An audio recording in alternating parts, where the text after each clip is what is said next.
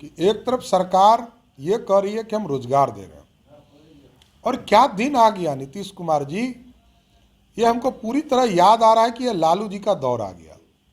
लालू जी के दौर में बीपीएससी के चेयरमैन जेल जाते थे। क्यों जाते थे? क्योंकि वो अपने सगा संबंधी, अपने लोगों को उसमें भर देते। अब नीतीश कुमार जी के राज में भी क्वेश्चन आउट हो रहे हैं। 9 प्रश्न गलत है। कैसा बीपीएससी बना दिए भाई? आप यदि ऐसा बीपीएससी बना रहे हैं तो आपको इंजीनियर कहलाने का कोई अधिकार नहीं है। घर जाइए, कल्याण मेगा में बैठिए। क्या कर रहे हैं आप? नमस्कार, आप न्यूज फॉर नेशन देख रहे हैं। मैं हूं आपके साथ वंदना।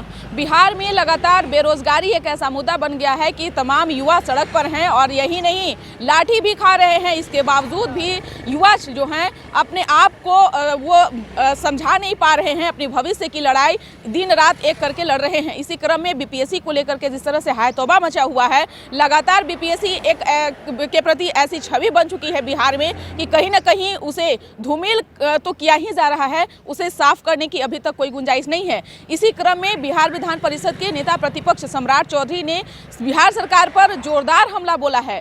तीखा तंज कसते हुए सम्राट चौधरी ने कहा है कि नीतीश कुमार से अब बिहार नहीं संभल रहा है, क्योंकि बीपीएससी उन्हीं की अगुवाई में है। सुनवाते हैं आपको कि क्या कुछ कहना है नेता प्रतिपक्ष बिहार विधान परिषद के सम्राट चौधरी का। सरकार बनी थी, देखिए, मैंने बड़ा स्पष्ट कहा। देखिए, कॉल अटेंशन वहाँ के लोगों ने किया, और जब हम लोगों ने आंदोलन शुरू किया, देखिए राजनीति में जिन चीज़ों को बताया जाता है, जब हम लोगों को संज्ञान में आया कि सम्राट अशोक के शिलालेख को वहाँ पर घेर के रखा गया चंदन पहाड़ी पर, तो हम लोगों ने तुरंत कार्रवाई की और तुरंत जाकर वहाँ धरना भी दिया और वहाँ पर मॉनिटरिंग भी कराने का काम शुरुआत करा।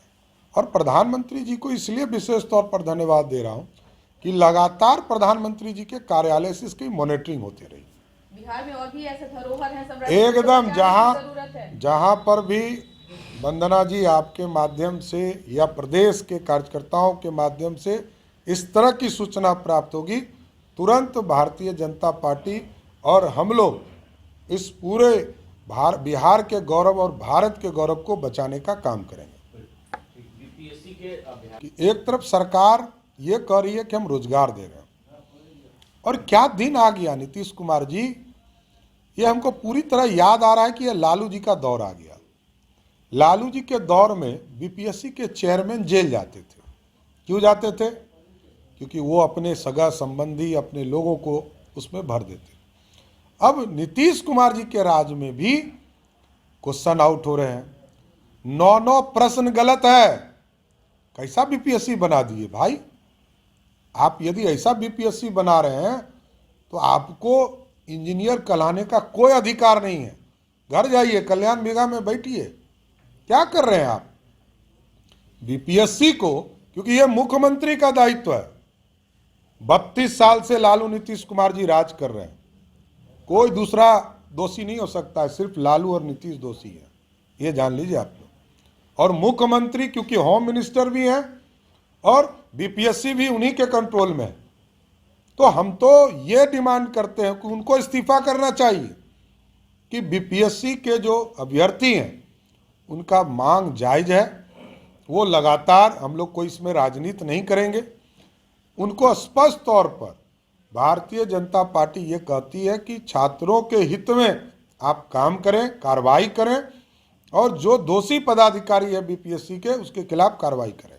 समाज पर भी कल लाठी चार्ज हुआ है और अब नीतीश कुमार जी अराजक के साथ हैं। भारतीय जनता पार्टी जब तक उनके साथ थी, भारतीय जनता पार्टी का नेतृत्व अपने डिक्की में बैठकर, और नीतीश कुमार जी को एक ड्राइविंग सीट दिया हुआ था।